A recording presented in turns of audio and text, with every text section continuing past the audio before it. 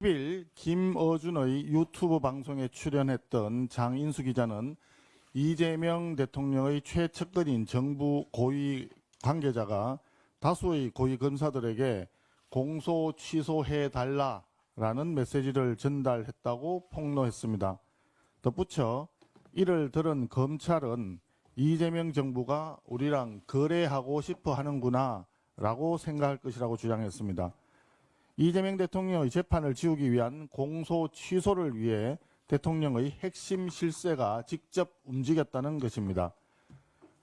뒷거래 의혹이 사실로 밝혀진다면 대통령 탄핵감이라 할 만큼 매우 엄중한 사안입니다.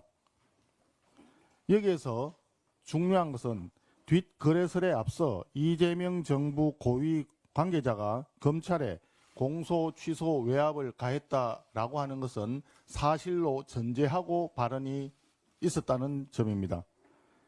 공소 취소 외압 그 자체보다도 공소 취소 외압 그 자체가 뒷거래 의혹보다도 훨씬 더 엄중한 사안이라는 것입니다. 정성호 법무장관은 이 질문에 당황하며 얼버무리듯이 과거 잘못된 일들을 반성하고 변해야 한다라고 검사들에게 말한 적이 있다고 했습니다.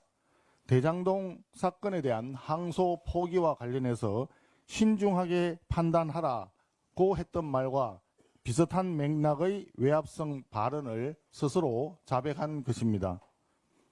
지난번 대장동 항소 포기 외압에 이어 이번 공소 취소 외압은 명백히 현직 장관이 직무 범위를 넘어서 권력을 남용한 직권 남용입니다. 정성호 법무부 장관에 대한 탄핵 소추안이 필요한 사유입니다.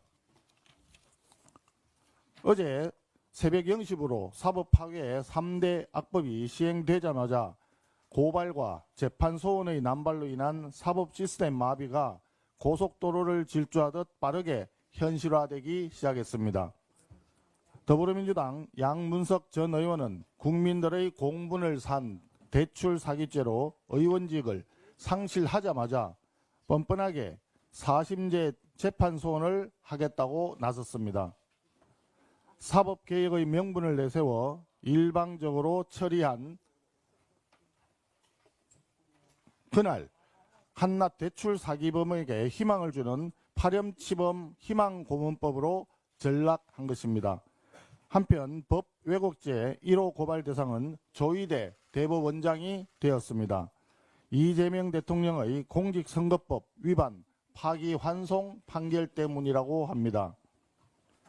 그런데 이 사건은 법률 시행 이전에 이미 판결이 내려진 사건에 대한 고발이므로 명백히 소급 적용이 되는 것이고 수사 자체가 불가능한 사안입니다. 그럼에도 불구하고 경찰이나 공수처가 정권의 눈치를 보면서 조희대 대법원장을 수사하겠다고 하는 것은 억지이자 어불성설입니다. 만약 조희대 대법원장 수사가 가능하다면 이재명 대통령의 대선 가도를 위해 의도적인 법리 왜곡으로 2심 무죄 판결을 내린 최은정, 이예슬, 정재호 부장판사부터 법 왜곡죄로 고발해야 한다는 목소리가 시중에서 제기되고 있음을 분명히 알아야 할 것입니다. 이 같은 정치 보복성 고발 남발의 시대를 열어젖힌 책임은 모두 이재명 정권에 있다는 점을 분명히 말씀드립니다.